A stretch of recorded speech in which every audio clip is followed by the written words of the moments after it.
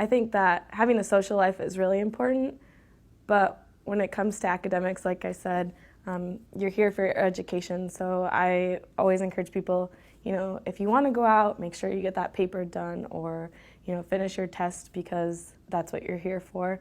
And then when you are put in that situation, I think it's just important to keep track of how many drinks you've had.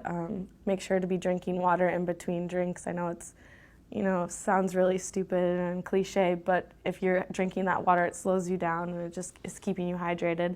My boss always tells us we should keep 5 pennies in our pocket, and after every drink you move the penny over so you know how many drinks you've had.